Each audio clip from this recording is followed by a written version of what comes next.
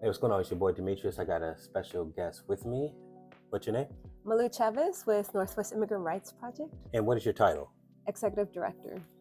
Okay, so I take it things have been pretty exciting for the last year and a half. So what has been happening in immigration right now? I'd use a different word than exciting, but it's the fact that our communities are under attack, and we're seeing a lot of changes in policies and practices, and in particular, immigration court. More recently, we are seeing something called mega master hearings, where groups of people are being scheduled for hearings the same day. You can expect over 100 people at a time, and that's the latest, essentially. So Mega Masters, how long has this Mega Master thing been going on with the courts? Across the country, several weeks now, but in Washington, it started at the end of June with the adult docket. And this week, we're seeing youth and children show up for these master hearings, mega master hearings in groups. So it's happening where youth are showing up. Many of them are unrepresented. Some of them are represented and showing up to the court hearings. But what's happening is a lot of these hearings are being rescheduled or scheduled in advance, and with very short notice. Okay, and you talk about this mega thing. So what was the process before? The process before, people have the right to adequate notice of potential charges in immigration court, and they should receive a notice scheduling an appointment essentially to show up to court. Many of the people in deportation proceedings already had hearings scheduled. What's happening now is they're being advanced. So they're shifting from a specific date to an earlier date now, and they're asking to return to court more regularly than in the past. You know, you said something that was very interesting because I thought it was just Seattle where all of a sudden now you're seeing these mega hearings. So this is happening all around the country right now.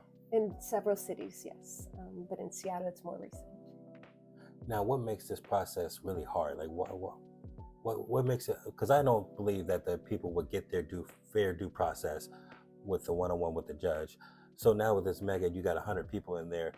How much time do you think your clients are getting with the judge and answering questions and stuff? Yeah, so our legal team is showing up to court every day with community members, but also with their clients. And what we're seeing is people are showing up. A lot of them are scheduled for the same, essentially the same time. And they just have to wait, and it takes hours. Someone may show up at 8 in the morning and not be seen or called until around noon or 1 p.m. And these are youth and children. These are also adults. In immigration court, there's generally no right to an attorney, a government-paid attorney. And so many people have to either show up on their own, unrepresented, or pay an attorney.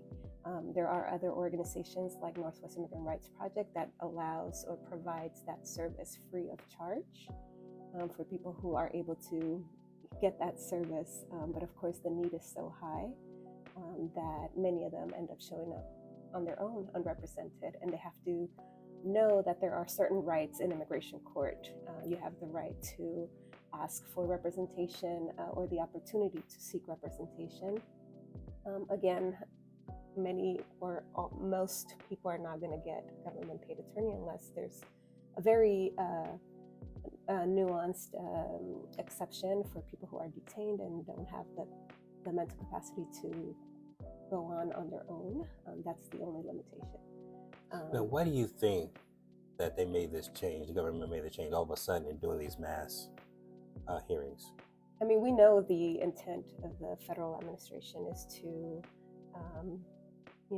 place as many people in deportation proceedings and try to remove them. And so when you have hearings being changed from one date to an earlier date, people can't miss work, or they may not get the notice in time. And so we're asking community members to check their case status daily, because these hearing dates can change. But essentially the reason why we're seeing this is they're trying to get as many people deported, essentially, because if someone doesn't show up to their court hearing, they're going to be ordered deported in their absence. Automatically. Yes, most likely. There might be some exceptions where the judge might be in a good mood and decide that they can continue the hearing until the person shows up, but that's very rare. Now, with this happening all over the country, is there any pushback you guys are doing across the country trying to stop this and go back to where it was before? Of course, working in partnership to try to identify trends, what's happening, how do we push back, what arguments can attorneys present before the immigration court judges. But essentially, these are immigration courts under the Department of Justice, and we know that there is an agenda. Now, is there anybody watching this in the public can help you guys in getting this message out? Yeah, we absolutely have been sending out the message. Our social media accounts, Northwest Immigrant Rights Project, pages on Instagram, Facebook. There is information there. We also have community advisories available on our website, and community partners as well as individuals showing up to support people, joining rapid response teams, joining accompaniment teams, contacting NERP to take on cases for direct representation. Pro bono representation is very important. All right. Thank you for your time. Thanks so much. Take care. All right. And you guys heard it. You guys know how you can get involved. Have a good one.